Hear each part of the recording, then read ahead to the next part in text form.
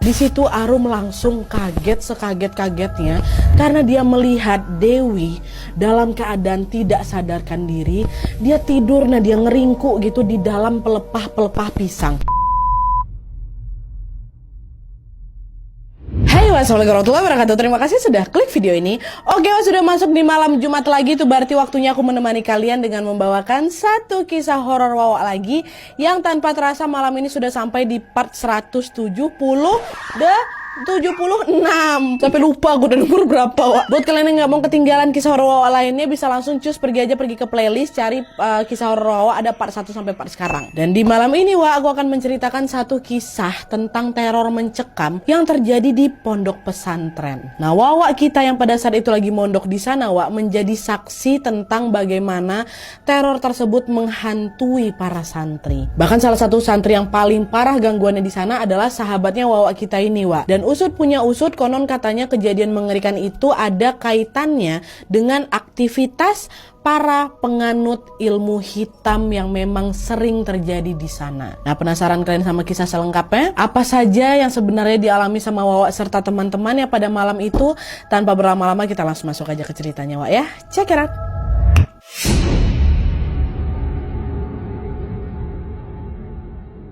Oke, Wak, jadi kisah yang akan aku sampaikan malam ini dikirim sama Wak kita yang kita sebut aja namanya Arum dari Aceh. Halo Arum. Jadi kisah ini terjadi pada pertengahan tahun 2015 lalu, Wak, ketika Arum memutuskan untuk memperdalam ilmu agamanya di salah satu pondok pesantren di sana. FYI, pada masa itu Arum baru masuk SMA, Wak, ya, dan pada saat ini Arum sudah berusia 24 tahun dan sudah menikah, ya. Jadi ini kisah waktu dia di pesantren dulu. Nah, pondok pesantrennya Arum ini bisa dibilang cukup populer di sana, Wak. Luasnya mencapai 4-5 hektar dan terbagi menjadi asrama dan juga sekolah untuk santri putra dan juga asrama dan sekolah untuk santri putri. Jadi ada putra putri terpisah pastinya. Dan selain itu masing-masing asrama juga memiliki pos jaga piket, Wak. Nah, singkat cerita, setelah menyelesaikan berbagai proses registrasi, Arum dan santri lainnya pun mendapatkan pembagian kamar asrama. Kebetulan pada saat itu Arum ini mendapatkan jatah di asrama 1 yang ditempati oleh 30 orang santri. Setelah mempersiapkan semuanya, pada saat itu Arum pun bergegas masuk ke dalam kamar asramanya. Dan sesampainya di kamar, Wak, dia pun berkenalan dengan 2 santri lainnya yang bernama Karin dan Dewi. Kita sebut aja lah namanya itu. Nah, sejak perkenalan itu, Wak, ketiganya langsung akrab nih. Kemana-mana mereka selalu bertiga, ya kan. Arum pun dapat menjalani hari-hari di pondok pesantren dengan sangat-sangat menyenangkan berkat kehadiran Karin dan juga Dewi, kedua teman barunya ini. Saking serunya, Wak, tanpa terasa 3 bulan pun sudah berlalu di sana. Semuanya berjalan baik-baik saja di bulan-bulan 1 sampai bulan ketiga. Sampai akhirnya ketika memasuki bulan keempat, sesuatu yang menyeramkan pun tiba-tiba terjadi. Jadi ceritanya pada saat itu pondok pesantrennya Arum ini sedang mengadakan lomba antar kelas. Lombanya macam-macam, Wah, ada lomba baca puisi, lomba cerdas cermat, sampai lomba baca kitab kuning pun ada, Nadia. Nah, karena sedang dalam acara lomba, maka otomatis suasana pesantren ini pun jadi ramai, jadi semarak, ya kan, Wak. Tapi anehnya di sini, Nat, pada malam itu Arum, Dewi sama Karin, 3 berantai ini, Wak, 3 berantai 3 sekawan ini justru merasa seperti ada hawa yang berbeda di pesantren kami. Di tengah keramaian acara lomba, entah kenapa kami ini malah merasa suasana pada saat itu sepi, sunyi, dan juga dingin. Sampai kami pakai double jacket tuh, dia tetap aja menggigil di situ. Tak kenapa, pokoknya hari itu kayak nggak enak aja suasananya. Nah, sampailah pada suatu ketika di hari yang agak aneh ini, Wak, seorang ustazah yang bernama Ustazah Umi tiba-tiba datang menghampiri mereka bertiga. Dengan wajah khawatir, Ustazah Umi ini bilang, Arum, Karin, Dewi, tolonglah ajak beberapa teman untuk menemani Ustazah kunci pintu gerbang asrama, ya. Dan tolong juga sampaikan ke yang piket kalau yang jaga malam ini harus 5 orang, ya. Jangan cuman berdua, kata Ustazah Umi. Kok gitu dalam hati mereka, Wak? Ini pasti ada yang gak beres nih.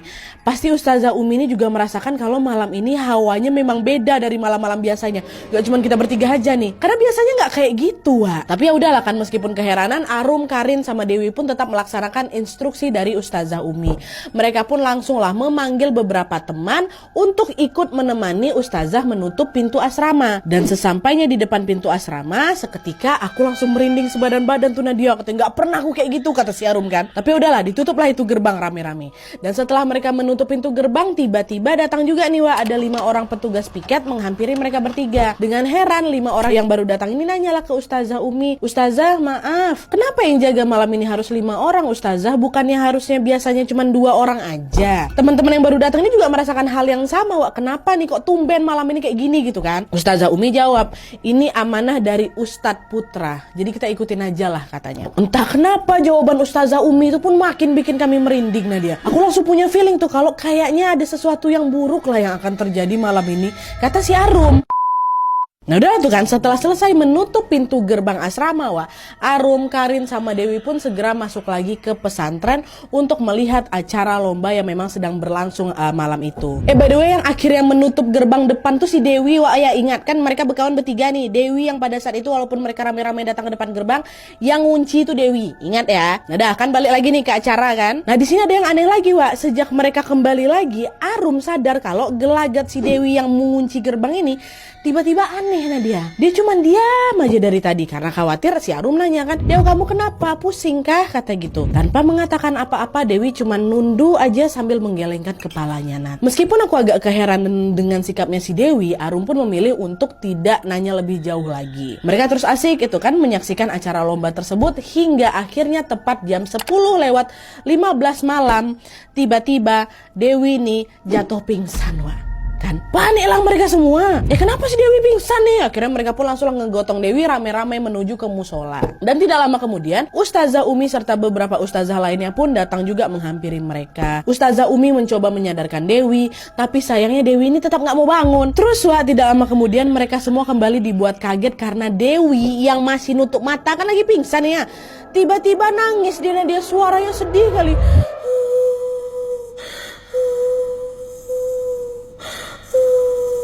Terus berhenti.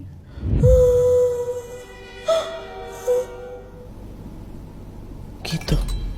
Dan setelah Dewi mendadak berhenti menangis ini Wak, tiba-tiba saja kedua matanya si Dewi ini terbelalak, terbuka, dan Dewi langsung menyunggingkan senyumnya menyeringai dengan sangat-sangat menyeramkan. Habis nangis tuh. Gitu. Melihat hal itu seketika mereka yang ada di sekitarnya si Dewi langsung sadar Dewi kerasukan. Dengan panik Ustazah Umi pun langsung berseru, "Astagfirullahaladzim, cepat baca zikir, semuanya ayo baca zikir," kata Umi kan. Arum dan teman-temannya pun langsung melantunkan kalimat-kalimat zikir dengan lantang Wak. Dan di saat yang sama Dewi yang semulanya masih kayak tiduran kayak gitu kan, tiba-tiba duduk dan tegak Wak, ketawa dia cekikikan. Makin kencang zikir yang dilantunkan sama kawan-kawannya si Arum ini ya, makin kencang juga suara si Dewi itu. Makin nyaring ketawa dia Nat. Nah di tengah situasi yang mencekam itu Ustadz Harun, Ustadz laki-laki ini tiba-tiba datanglah menghampiri mereka. Dan FYI juga Ustadz Harun ini memang paham Wak dengan hal-hal mistis dan sudah biasa meruqyah orang. Lalu ketika Dewi melihat kedatangan Ustadz Harun Wak, Dewi ini ketawa langsung berhenti. Melotot dia ke arah Ustadz Harun kan. Dan seketika Dewi pun langsung berdiri dan bersiap kabur. Lari dia. Untungnya belum sempat Dewi ini lari jauh kan, Arum sama kawan-kawannya sudah lebih dulu menahan Dewi Wak. Karena udah gak bisa kemana-mana, Dewi di situ berontak, "Lepasin aku gak mau keluar. Dasar kalian manusia munafik," kata si sosok ini. Masih terus-terusan aku sama kawan-kawan pegang kan. Terus Ustadz Harun pun berjalanlah mendekati Dewi sambil bilang, "Kau mau keluar baik-baik atau mau kumusnahkan kau? Siapa yang sudah mengirim kamu ke sini?" kata Ustadz Harun. Sambil tertawa si sosok yang merasuki Dewi bilang, "Oh, jadi kau sudah tahu aku ini kiriman. Kenapa? Dasar kau munafik. Kiriman." Disinilah tanpa berlama-lama Ustadz Harun pun langsung meruqyah Dewi Wak. Dan setelah Dewi ini diruqyah, Dewi langsung pingsan. Nah melihat Dewi yang pingsan ini, Ustazah Umi dan beberapa ustazah yang lain pun langsung menggotong Dewi masuk pergi ke kamarnya Pamong. Ini kamarnya para ustazah ini. Pada malam itu Dewi sengaja dibiarkan istirahat di kamar Pamong supaya apa? Supaya kondisinya mudah dipantau gitu kan. Nah tidak lama setelah itu ustazah-ustazah ini pun pergilah menggotong si Dewi. Nah Ustadz Harun melihat Dewi udah pergi, tiba-tiba nolehlah ke arah aku sama kawan-kawan aku dia ke arah si Arum sama kawan-kawannya. Ustadz Harun bilang, "Kuatkan hati kalian ya Nak ya. Ini hanya awal.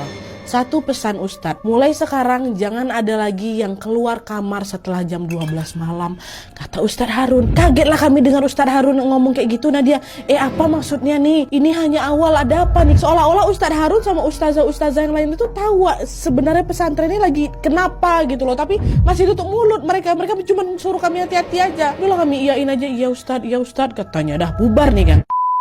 Nah, singkat ceritanya Wak, seperti biasa malam itu Arum dan teman-temannya pun tidur di kamar asrama mereka. Lalu tepat jam 2 malam Nadia, lonceng asrama putri tiba-tiba bunyi. Dan FYI memang ini hal yang biasa Nadia, karena lonceng ini sengaja dibunyikan sebagai pertanda udah masuk waktu sholat tahajud. Jadi macam alarm gitulah. Tapi anehnya ya Nadia, malam itu lonceng tuh gak berhenti-berhenti. Teng teng teng teng teng, bunyi terus. Karena keheranan dengan lonceng yang terus berbunyi ini, Arum sama kawan-kawan asramanya pun langsung terbangun lah kan. Bukan bangun lagi, Nadia langsung keluar, kami ada apa nih? Ternyata Wak, pada saat itu halaman pesantren udah ramai dikerumuni sama santri dan juga ustazah-ustazah. Arum cobalah mendekati mereka, kan mencari tahu ada apa nih sebenarnya yang terjadi, kenapa? Dan ketika jarak sudah semakin dekat dengan kerumunan itu Wak, Arum dibuat kaget ketika mendengar ustazah Umi bilang apa? Ya Allah, Dewi hilang, anak-anakku, tolong kita cari Dewi sampai ketemu ya, kata dia. Dengar ucapan ustazah Umi apa nggak panik kami itu semua. Nah, dia langsung lah itu nyebarkan dan menyisir seluruh area pesantren. Dewi hilang, halo. Tapi setelah mereka pergi mencari kemana-mana Wak, sayangnya Dewi tetap juga tidak ditemukan. Akhirnya karena mereka sudah bingung harus mengapain lagi, mereka pun memutuskan untuk meminta bantuan para santri putra nih. Nah, selagi santri putri mencari di dalam pesantren, santri putra disuruh untuk mencari Dewi di luar area gerbang pesantren kan. Setelah beberapa waktu mencari Wak, ada nih lah salah satu santri putra yang berteriak dari arah luar gerbang. Dari arah luar ya, dia bilang, Dewi ketemu di sini teman-teman, katanya. Dengar teriakan itu, semuanya Arum sama kawan-kawannya berlari juga nih ke arah sumber suara. Dan ketika dia semakin dekat ke lokasi ditemukannya Dewi Wak, di situ Arum langsung kaget sekaget-kagetnya karena dia melihat Dewi dalam keadaan tidak sadarkan diri. Dia tidur, nah dia ngeringkuk gitu di dalam pelepah-pelepah pisang. Dan yang semakin bikin kami semua terkejut apa Nat? Pada saat itu Dewi ditemukan dalam kondisi mohon maaf, dalam kondisi Dewi tidak mengenakan celana. Baju sama kerudungnya masih utuh Nadia, tapi bagian bawahnya cuma tinggal ditutupin, mohon maaf, celana dalam aja, celananya nggak ada. Pada saat itu santri-santri putra yang ikut mencari Dewi pun langsung dengan sadar segera langsung memalingkan pandangan mereka. Mereka nggak mau lihat auratnya si Dewi kan Wak. Dan kebetulan untungnya pada saat itu si Arum ini datang dengan mengenakan sarung yang memang nutupin tubuh aku Nadia, karena hawa malam tuh kan dingin kali. Udah akhirnya Arum pun lepasin sarungnya, ditutupnya lah itu tubuhnya Dewi. Dan setelah itu Arum serta beberapa santri-santri yang lain pun buru-buru langsung menggotong Dewi kembali masuk ke dalam kamar pamong, kamar para ustazah tadi itu. Ih, kasihan ya Wak ya, temukan nggak? Ya Allah, udahlah nggak bercelana dekat pelepah-pelepah pisang kayak gitu. Kok bisa, bayangkan sama kalian. Tapi ya udahlah, sesampainya di dalam kamar mereka pun langsung membaringkan Dewi di kasur. Diperiksanya badan Dewi ada apa-apa apa enggak kan, untungnya nggak kenapa-napa. Tapi Dewi kan masih pingsan nih. Ditunggu alhamdulillahnya Dewi pun tersadar dari pingsannya. Dengan tubuhnya yang lemas dan suaranya yang lirih, Dewi bertanya, kok aku ada di sini? Bukannya terakhir tadi aku lagi tutup pintu gerbang asrama ya, kata Dewi kayak gitu Wak. Dengar pertanyaan Dewi kayak gitu, seketika Arum sama kawan-kawannya terdiam aja tuh. Diam, gak ada yang berani ngomong apa-apa nih. Udah gak apa-apa, tadi kamu cuma pingsan, soalnya mah kamu kan kambuh. Jadi malam ini kamu tidur di kamar ustazah dulu ya, kata si Arum. Kami sengaja bohong, nah dia gak mau bikin si Dewi ini kepikiran. Apa kata dia kalau misalnya dia tahu kalau ternyata dia ditemukan dalam kondisi kayak tadi itu. Udah kami bohongin aja lah dulu gitu. Udah istirahat aja Dewi, istirahat, kata si Arum dan kawan-kawannya kan. Wah, udah nih istirahat lah si Dewi. Singkat cerita, pagi pun datang. Esok harinya nih, Dewi pun terbangun dari tidurnya dalam keadaan baik-baik saja. Kondisinya mendadak pulih Wak, seolah memang gak pernah terjadi apa-apa di malam sebelumnya. Bahkan pada hari itu Dewi ini juga masih bisa ikut lomba baca kitab kuning bersama dengan Arum dan juga Karin. Kan memang di pondoknya lagi ada acara tadi kan, belum selesai acaranya, lanjut di hari-hari berikutnya. Nah singkatnya, hari itu berjalan dengan baik-baik saja Wak. Hingga akhirnya pada saat datang waktu maghrib, suasana suasana yang menyeramkan lagi-lagi meneror satu pesantren. Jadi ceritanya, Wak, setelah maghrib, sesuai dengan rutinitas di pondok pesantren kami Nadia, Arum dan santri-santri lainnya pun membaca Yasin bersama-sama di masjid. Dan karena mengaji Yasin ini dilakukan tepat setelah sholat maghrib, jadi kan otomatis posisi mereka ini juga masih sama seperti pada saat sholat berjamaah kan, Wak, duduknya masih bersaf-saf nih, nggak bubar. Dan selain itu juga Nadia, biasanya kami ini akan membacakan ayat pertama surat Yasin dengan diulang sampai 3 kali. Kalau kita kan misalnya Yasin wal Qur'anil Hakim langsung gitu kan. Kalau mereka enggak, Wak, diulang 3 kali Yasinnya. Yasin, Yasin, Yasin wal Qur'anil Hakim. Itu kebiasaan mereka di pesantren itu. Nah tapi nih, Wak, di malam itu tepat ketika mereka melafalkan Yasin yang pertama ini, kan 3 kali tuh, baru ngucap yang pertama aja, Wak, bisa kalian tebak apa yang terjadi selanjutnya? Kata si Arumnya, secara mengejutkan seluruh santri yang ada di saf 1 tiba-tiba pingsan. Nggak berhenti di situ aja, ketika mereka melafalkan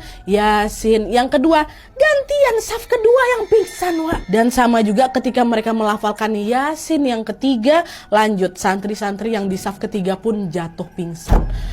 Terbayang sama kalian, kayak gitulah kejadiannya. Yasin pingsan saf 1, Yasin pingsan saf 2, Yasin pingsan saf 3. Dan total santri yang pingsan di malam itu mencapai 40 orang. Dan gak berhenti sampai situ aja, Nat. Secara mengejutkan, mereka yang pingsan tadi itu mendadak bangun lagi, tapi dalam keadaan kesurupan.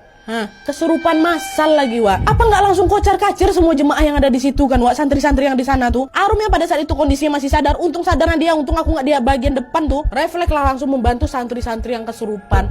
Tapi saking banyak yang kesurupan ya kami juga bingung lah mau nolongin yang mana dulu nih. Tapi untungnya, Wak, selama beberapa jam, lama kali tuh Nadia. Selama beberapa jam kemudian situasi pun sudah mulai mereda. Santri yang kesurupan tadi sudah mulai berangsur-angsur sadar nih, Wak. Ya kan?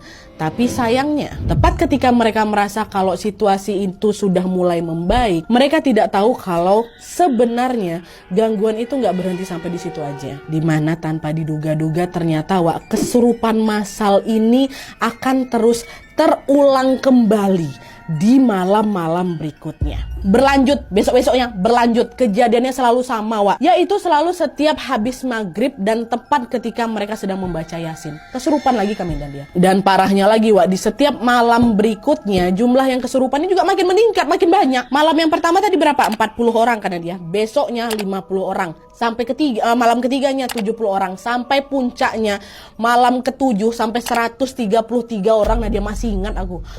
Bertambah terus tiap malam, Wak. Astagfirullahalazim. Dan setelah malam ke-7 tuh beberapa santri juga masih mengalami kesurupan loh. Tapi untungnya jumlahnya nggak nambah nih dari 133, berkurang kali memang. Sampai akhirnya di malam ke-10, Wak, yang kesurupan cuma tinggal 1 orang. Siapa orang nih? Dewi, Wak. Dewi. Padahal di malam pertama waktu baca Yasin sama-sama tuh malam 1, 2, 3, 4, 5 sampai 9 tuh Dewi nggak kenapa-napa, nggak kesurupan dia. Dia kesurupan yang pertama kali itu ajanya. Tapi di malam ke-10 cuman Dewi saja yang kesurupan. Agak aneh di sini kan, kenapa nih? Jadi ceritanya sebelum kesurupan ini, Wak, seperti biasa Dewi sama santri-santri lainnya sedang sholat di masjid. Lalu tiba-tiba secara mengejutkan Dewi ini jatuh pingsan. Nggak lama kemudian sadar dia. Abis itu pingsan dia lagi. Sadar dia lagi.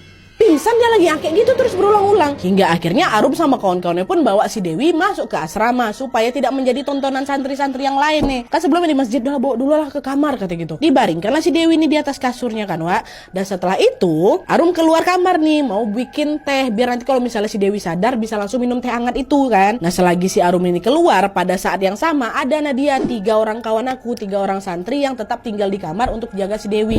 Berarti di kamar tuh ada 4 orang kan, Wak. Dewi 1, 3 kawannya lagi ngejaga.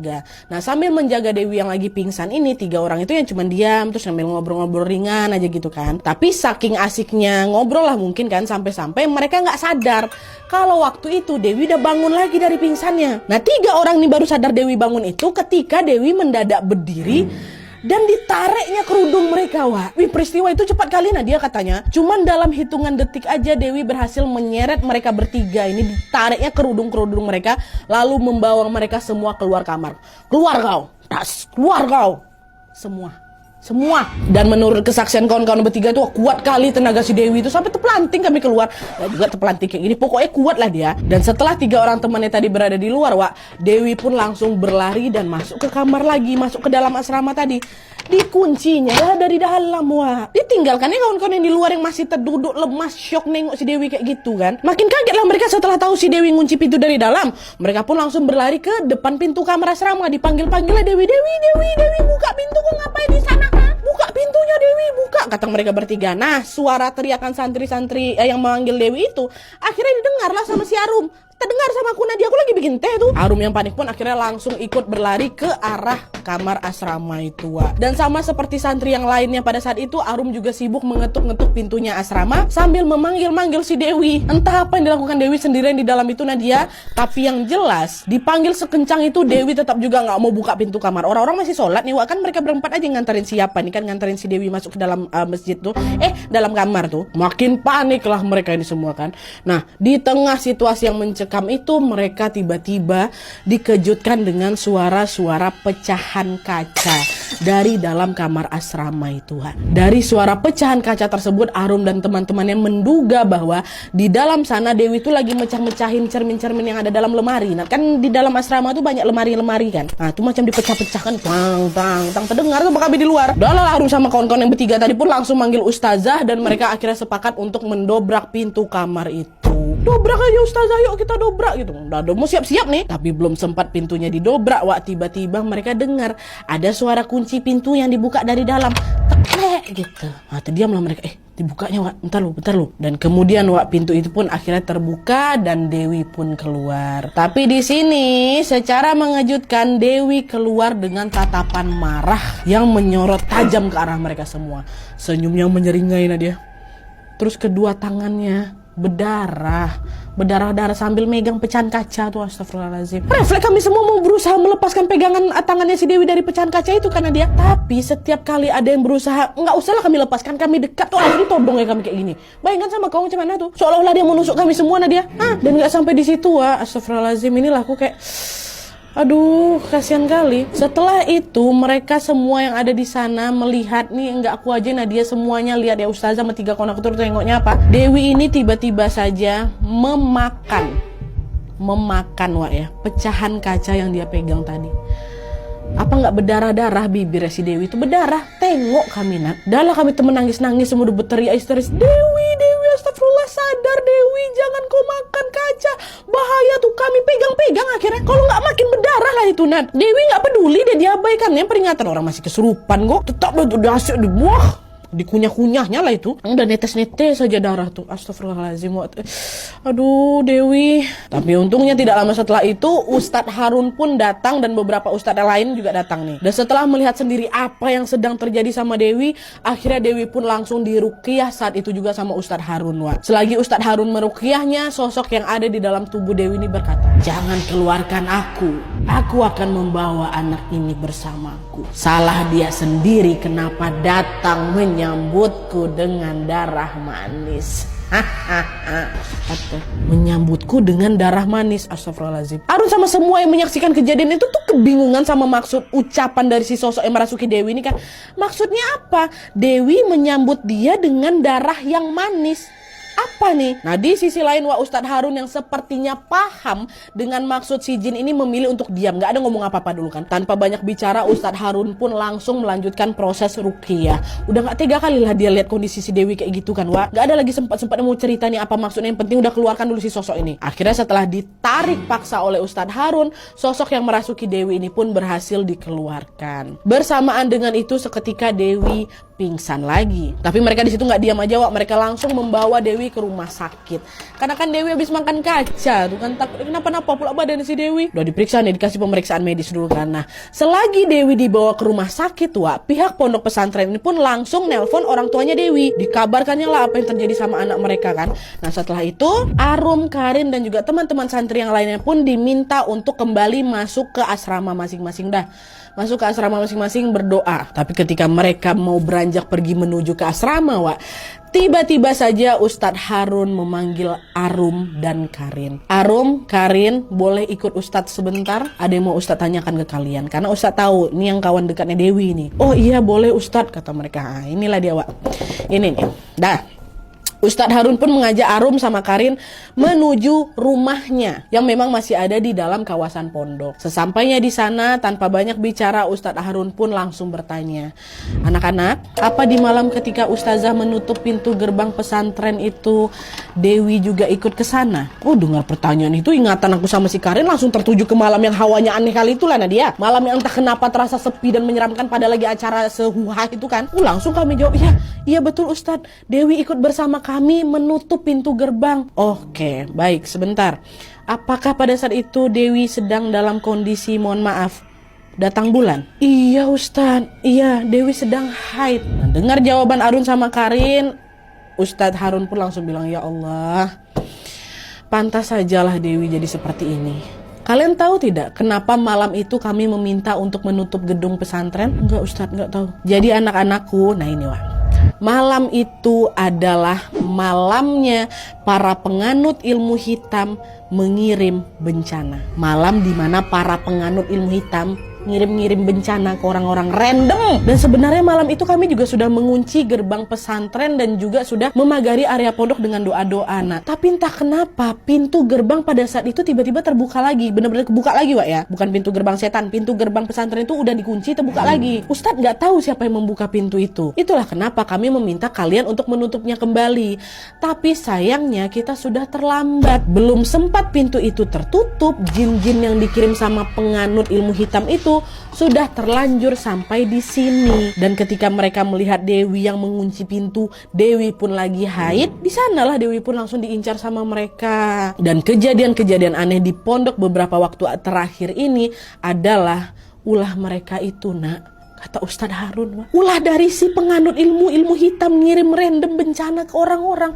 Astagfirullahalazim. Dan by the way, aku juga pernah loh dapat informasi ini dari seseorang yang punya teman orang Aceh. Katanya nih hal semacam ini juga memang sering terjadi di sana. Konon katanya ada tuh di sana macam malam khusus gitu, di mana para penganut ilmu hitam ini sengaja dibuang-buangnya bencana tuh. Bencana tuh apa ya, gangguan ekstrim kayak gini. Nah, ada yang bilang kalau hal itu mereka lakukan supaya apa? Supaya nantinya orang-orang yang tidak sengaja terkena bencana ini datang nemuin mereka buat berobat gitu. Jadi yang nyebar-nyebarnya mungkin yang kayak yang berilmu-ilmu kayak gitulah, nanti sakit orang-orang ini kan berobatnya ke mereka-mereka juga kayak gitu Wak. Itu kata kawan aku nih ya, emang gitu Wak. Kalau mungkin ada di antara kalian Wak Aceh yang punya cerita yang serupa, atau mungkin kalian juga pernah mendengar hal ini, boleh komen di kolom komentar di bawah Wak ya. Mungkin ini bakal relate dengan apa yang terjadi sama Dewi. Nah, lanjut lagi nih Wak. Jadi setelah mengetahui apa yang terjadi, Ustadz Harun pun meminta mereka untuk tidak keluar asrama di atas jam 12 malam. Mereka semua diminta untuk tetap di dalam kamar selagi ustadz-ustadz dan juga pimpinan pesantren